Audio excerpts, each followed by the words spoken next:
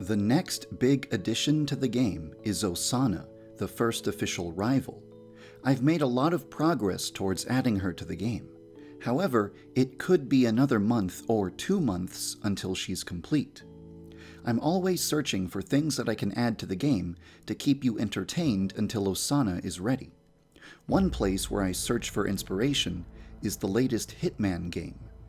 I've managed to put 140 hours into this game, and I think that the reason is because of 2 features: escalation missions and player-made contracts. In both of these gameplay modes, you are tasked with hunting down a character and eliminating them in a very specific way with numerous restrictions to make things more challenging. This adds tons of replay value to the game. To help you pass the time until Osana is ready, I've decided to add a new gameplay mode inspired by what I've found in the latest Hitman games. I'm not sure what type of name to give it, but for now, I'm calling it Mission Mode.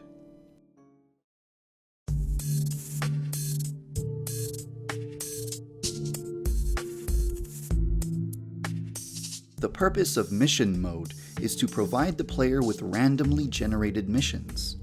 The player is given the option of choosing how difficult the missions are going to be. If you don't like a mission that the game has generated for you, you can tap a button to generate a new one. You can also decide the number of students that will be present at school, but I'll explain more about that later.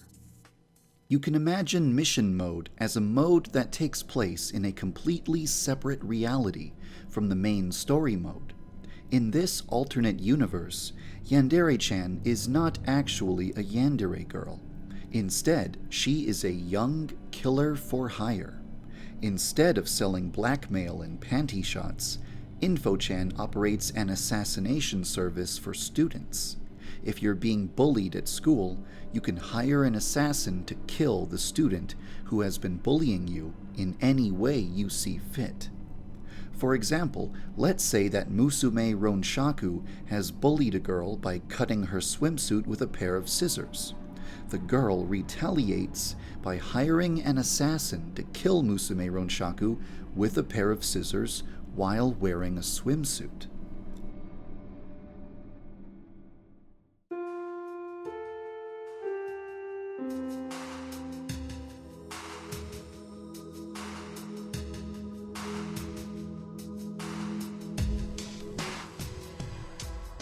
As you can probably tell, the feel of Mission Mode is meant to be completely different from the feel of the base game. To help you feel more like a predator hunting down prey, the game's soundtrack has been replaced with much more tense and serious music. Activating Yandere Vision will highlight your target with a red outline. The school's atmosphere will be determined by the difficulty level that you have chosen. So if you're playing at the highest difficulty level, the school will have a very dark feeling. Debug commands and Easter eggs are completely disabled in Mission Mode, so you aren't allowed to cheat and have to play the game seriously, as if it was the final product. Additionally, sanity-based attack animations are permanently enabled, and there is no longer a row of weapons in front of the school. All weapons have been relocated to more logical locations. You can see your objectives at any time by pausing the game. If you fail one of your objectives, gameplay will halt immediately. You are then given the option of retrying the mission, receiving a new mission, or returning to the main menu. Once you have completed your objectives, you can complete the mission by exiting the school.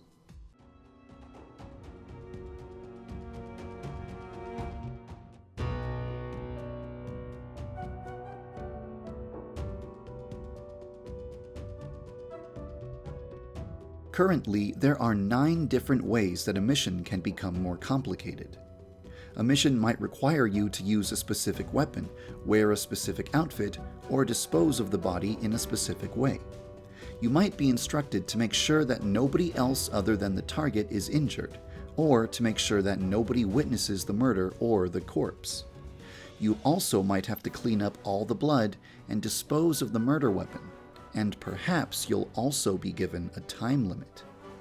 I think that this is the bare minimum number of challenges that the mode should have in order to be interesting.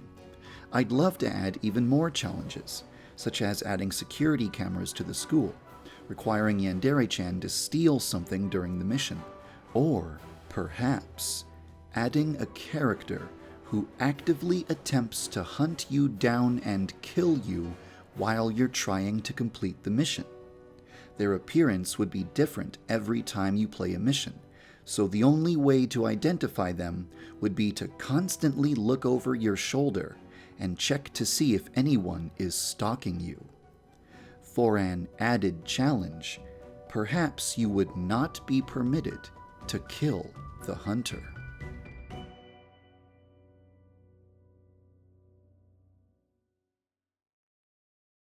I think that there's a lot of potential in this gameplay mode. I'd like to continue adding to it in the future, but Osana will continue to be my top priority until she is complete. Behind the scenes, each mission is really just a set of numbers that dictate objectives and conditions. So it really shouldn't be too difficult to allow the player to design a mission for others to play. Giving someone a mission would be as easy as giving them a string of numbers that represents the objectives of the mission. If this mode gets really popular, then maybe I'll implement a system for designing missions, sharing them, filtering them, and maybe even a leaderboard system so that people can compete for the best times and best scores. But, of course, all of that will probably have to wait until after Osana is finished. Right now, mission mode is in its earliest, roughest form. I've fixed all the bugs that I can find, but there might still be a few glitches that I haven't found yet. If people report lots of bugs with mission mode, I'll try to fix those bugs and upload a new build of the game as soon as possible. It only took me 3 days to put together mission mode. The rest of my time over the past 2 weeks was spent working on Osana, improving the game's frame rate, and also restructuring the game to support a higher number of students at school. I fixed a lot of problems that were causing the game to have a low frame rate. Last week, we had a frame rate of 30 frames per second in the school plaza. Now, we're hovering around 50 frames per second in the school plaza. Of course, my mission is to achieve 60 frames per second even when all students are visible and animating simultaneously. We're not there yet, but one day, we might finally get there. Normally, there are only 40 characters in Yandere-chan's high school at any given time. If you've got an ultra-powerful supercomputer, you're invited to open the debug menu, press the X key, and test out a higher school population. In this mode, the school is populated by 90 students and 7 teachers. As you can see, the frame rate improvement that I was talking about is instantly gone in this mode. Until I fix the frame rate, this will not be the default number of students at the school. When simulating a higher school population, the game spawns a bunch of characters with randomly generated names, appearances, and routines. Each time you load the school, you will see a different set of students.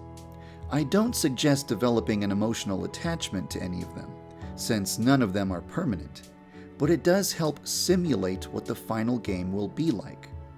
Try killing Midori and carrying her body to the incinerator without getting spotted while 90 students are roaming the hallways. Depending on their randomly generated routines, it might be quite difficult to pull it off. In the final game, students will not be randomly generated.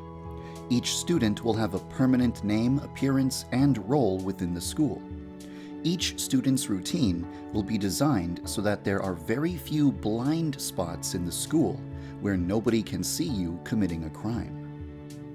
It's been over a year since the last time I took a vacation, so for the next 2 weeks, I'm going to take some time off. If there are any critical bugs in the latest build, I'll be sure to fix them, but I'm going to try and relax as much as possible until December 1st. Last year, I held a fan art contest during my vacation. I'll probably do the same thing this year, so check out my WordPress blog if you're interested. Thank you for following the development of Yandere Simulator.